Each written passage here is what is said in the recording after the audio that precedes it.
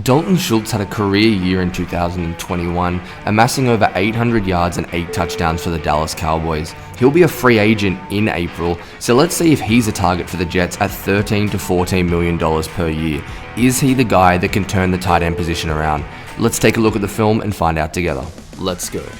Cheers to 2022 and New Year's resolutions you can actually keep. How about having clean and shiny balls all year round? Our sponsor over at Manscaped are here to save your balls this year and make the ball drop in 2022 the cleanest and sexiest yet. So why not set your first New Year's resolutions with good intentions and join the 4 million men who trust Manscaped with our promo offer? You can jump over to manscaped.com and use the code PLAJ for 20% off and free shipping. That's right, 20% off and free shipping with promo code PLAJ at manscaped.com. This year, it might be time to try something different. I'm calling it the Robert Sala. Maybe you want them so trimmed, so shiny that you can see your face in them. Might be worth a try. The Performance Package 4.0 from Manscaped is incredible, guys. I highly recommend it. It has everything you need to take care of your downstairs regions. They've got the Lawnmower 4.0. It's got incredible technology. It's waterproof. It's got the advanced skin safe technology. Make sure you don't nick your nuts before a big date to start 2022. Nobody needs that. They've got the Crop Preserver and the Crop Reviver. It's deodorant and toner for your balls. You do it everywhere else. Make sure you take care of them too this year. To complete the set, Manscaped, they threw in their Shed travel bag, keeps all your goodies in one spot when you're traveling, whether it's at home. Comes with the anti-chafing boxer briefs.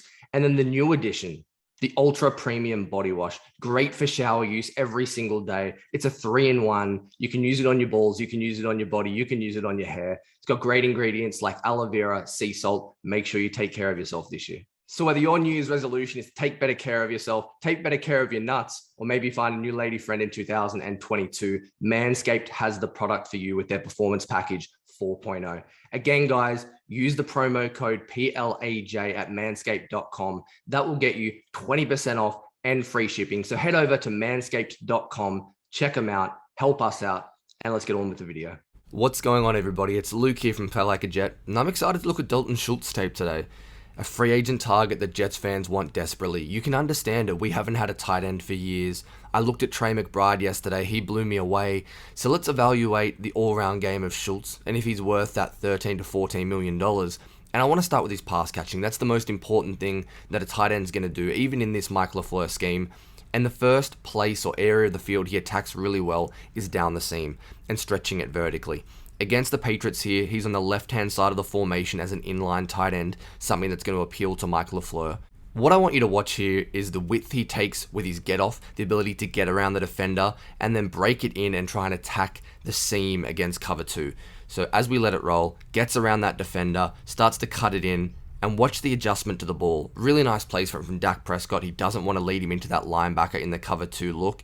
And then Dalton Schultz, the adjustment, ability to swivel, make that catch away from his frame, and fight for a near touchdown. That's a really nice play. Again, I like the way he got off, attacked the seam. This adjustment is pretty special.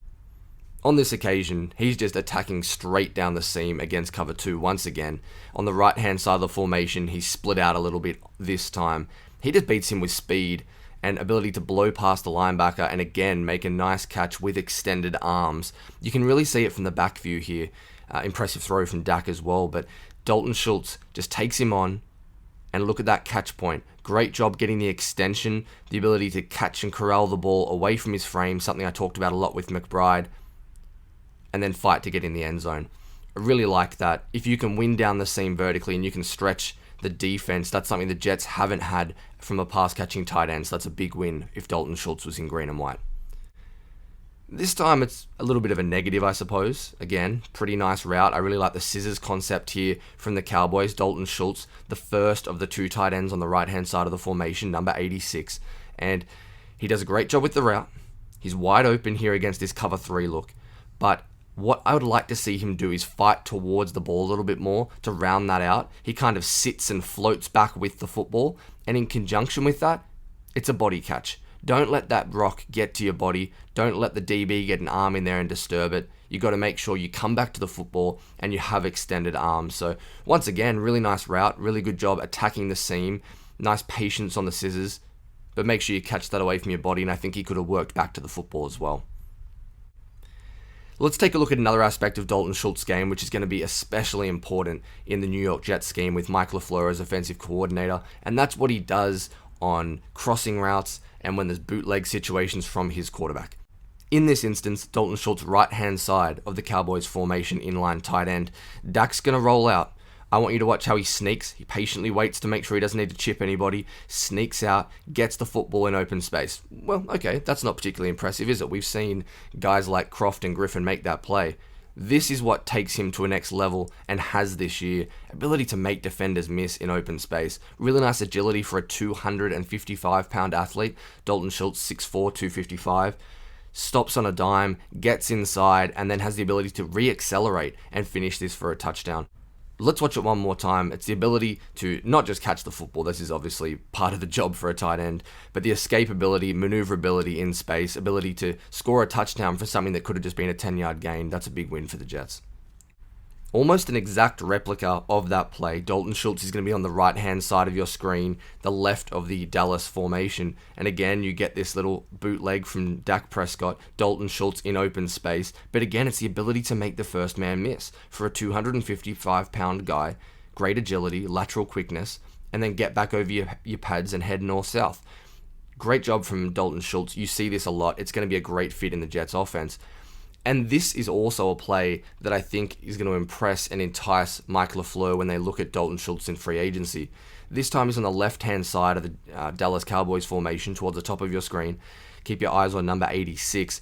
He's going to come across, hit a linebacker here as he's trying to find space, look like he's blocking, sell the play action fake, and then start to leak out across the formation on a crossing route, secures the ball, and again, when he catches it, he tries to get vertical and take this downfield again. Just a really nice job wading through traffic, selling that he's getting off the ball and he's run faking, and then flattening into his crossing route. Doesn't get too deep so the safety can make a play on the ball. That's really nice. And then the last aspect of his pass catching I wanted to talk about, it's pretty common for a Dallas Cowboys tight end, is what he does on sticks and sits and these kind of concepts. You saw this a lot against zone coverage. You can just see he's on the left-hand side of the formation in this little bunch. He comes out, sits down on a little sit route, gets it, turns upfield, and takes it for 8 or 9 yards. Again, it's not particularly impressive. It's just good fill versus zone. Ability to quickly accelerate and get north and south is something I love to see. But this is in the red zone, and this time he's running the arrow on a stick concept. So a stick is when you have that sit route, which is someone just running 5 yards downfield, turning their shoulders back to the quarterback, and then you've often got a flat or an arrow and someone dragging the other zone defender, so you put him in a bind. This time, Dalton Schultz, the right-hand side of the Dallas formation, he's on the line of scrimmage. You're going to see him running the arrow route, really nice little stick concept, Dak with good location. It's nothing particularly impressive from the tight end, but I wanted to show you how useful he can be in these stick concepts and things that the Jets can definitely run next year, especially if they got a McBride or a Schultz. Now let's take a look at Dalton Schultz as a blocker, because that's nearly as important in this Jets scheme. You want a well-rounded tight end. There was some good, but I was also disappointed in a lot of aspects and some technical things that I don't think he does particularly well. Let's start with the positive. Against New England, you got the 2 tight end set to the left-hand side. He's the first tight end. And you're going to see Dalton Schultz do a really nice job climbing. They're double-teaming the outside linebacker, and then he's climbing to the linebacker at the second level. Number 86, nice job with his first movement, allowing his fellow tight end to get there, Blake Jarwin. And then does a really nice job sealing. I want you to look at the body positioning. Great job getting around, sealing with those hips and feet, explosive, and he allows Zeke Elliott to wiggle through, get to the second level, make a couple of guys miss. This is a really great example of a climb from a tight end. You don't see this a ton. A great job from Dalton Schultz. And then one more, this time on an outside zone stretch kind of look in the red zone. This time he's on the right-hand side of the Dallas formation, and he's sitting behind almost as a fullback or a H-back. And I want you to just watch how he gets off the line of scrimmage, gets out in space against a smaller man, and look at the leg drive. This is the finish you love to see from a tight end in the running game. He gets him off the pitcher. I know that's a mismatch. He's 255 pounds, but great job hitting with tight hands, good pad level, and then the drive to finish the play. I love that. But unfortunately, there was more bad... No. And one last one here. Against Yannick Ngakoue and the Raiders, I really like Dalton Schultz's ability to just get aggressive. He's on the far right-hand side of your screen against number 91.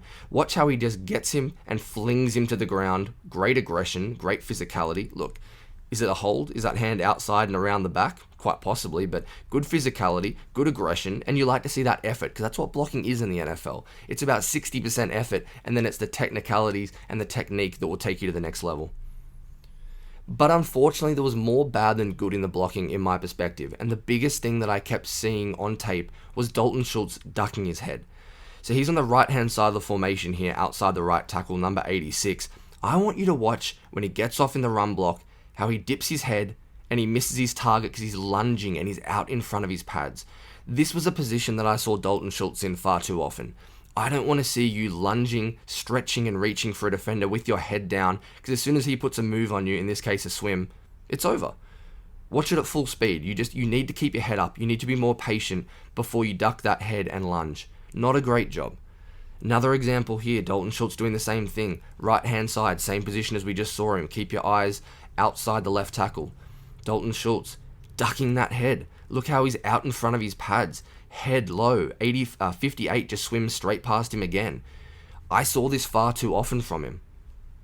And it's a little bit concerning for me. This time in pass pro, a little play action. I understand this isn't a pressure, and people say, well, he didn't let in many pressures, so he's a really good blocker. Well, sometimes you get bailed out by a teammate. This isn't good enough. Out in front of your pads, ducking your head, missing your target with your hands. I don't love that from Dalton Schultz.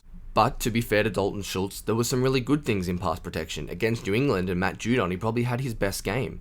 You can see him, 2 tight ends set. He's the first of those tight ends he's pointing with his left hand. I want you to watch. Makes really good initial contact. Nice patience with his hands and his feet. Look, that hand's a little far outside to start with, but does a nice job working it inside, re-establishing his base, working his feet through contact. I know he has help, but this is, with Matt Judon, excellent pass rusher, does a nice job in pass pro. That's much better. And this one against the Eagles is a great example of how he can do it. So it's not that he can't, he just needs to clean up the technical aspects of his game. Right hand side of your screen, 86, one-on-one with a defensive end. Patience with his hand, he's not lunging out in front of his body. Great job defeating the little inside move, having great strength. Look at him work that base and those legs through contact. It doesn't get much better than that. That's what I want to see more of. So that's the book on Dalton Schultz. Pass catching ability, really nice. He's not a dynamic athlete, but he's got more than enough change of directional skills and would be a humongous upgrade over a Tyler Croft or over Ryan Griffin. He doesn't make a lot of catches in contested situations, and that's okay. As a blocker, I'd say he's inconsistent right now. Needs to work on ducking his head, getting out in front of his pads, but there's definitely some ability there. He's not a liability. He isn't Ryan Griffin, but at the same time, I'm not sure he's a Trey McBride that we saw yesterday anyway. So back to the question at the start of the video, is he worth $13 to $14 million per year in free agency? Maybe. I don't think he's someone I'm rushing to get. Is he a huge upgrade? 100%. Am I upset if the Jets get him? No way. But my preference right now is getting Trey McBride in the draft, a guy I love, especially if you can get him at 35, and taking a David Njoku or an OJ Howard. I like Dalton Schultz. He's a really good player. He's developing, but I still don't think he's quite worth $13 or $14 million per year.